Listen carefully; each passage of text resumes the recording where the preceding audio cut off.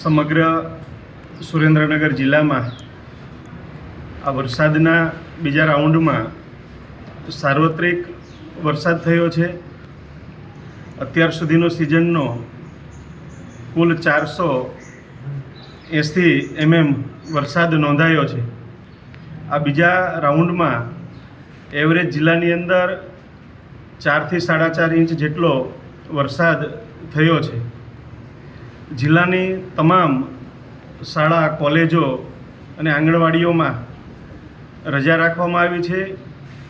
સાથે સાથે જે જિલ્લાના ડેમો છે એમાં 3 ડેમ, નાયકા ડેમ, ધોળીધજા ડેમ અને ચૂડાનો વાંસળ ડેમ એ 100% પાણીથી ભરાઈ ગયો છે.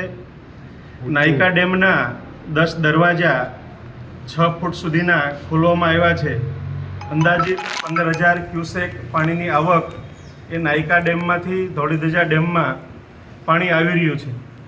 અત્યારે ધોળીધજા ડેમ પણ ઓવરફ્લો થઈ રહ્યો છે. ત્યારે આ વઢવાણ, ભોગાવો નદીના કાંઠે જે ગામો આવેલા છે એ ગામના તમામ નાગરિકોને મીડિયાના માધ્યમથી અપીલ કરું છું કે આપ જે નીચાણવાળા વિસ્તારમાં છો ત્યાંથી દૂર સ્થળાંતરિત થઈ જશો અને ક્યાંક પોતાના ખેતરમાં આ વરસાદી વાતાવરણને કારણે જતા હોય તો ન જાઓ એવી મારી અપીલ પણ છે.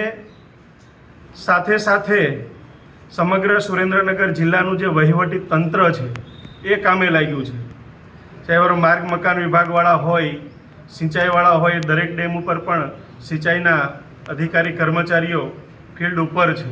પશુપાલન વિભાગ હોય કે અન્ય તમામ વિભાગના કર્મચારીઓ, ચાહે અમારા પ્રાંત અધિકારીશ્રી, મામલતદારશ્રીઓ, તાલુકા વિકાસ અધિકારીશ્રીઓ તમામ ફિલ્ડ ઉપર છે.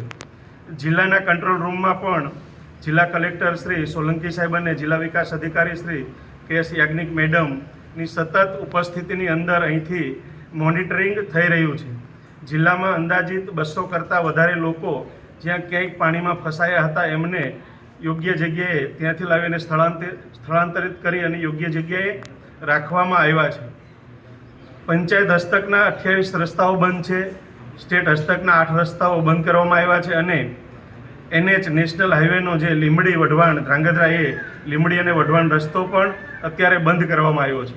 એટલે જિલ્લા વહીવટી તંત્ર દ્વારા સાવચેતીના તમામ પગલાઓ સંપૂર્ણ રીતે લેવાઈ રહ્યા છે. ત્યારે આવી પરિસ્થિતિને પહોંચી વળવા માટે કોઈ લોકોને કોઈ પણ પ્રકારની મુશ્કેલી ન પડે એ માટે તંત્ર ખડા પગે કામ કરી રહ્યું છે.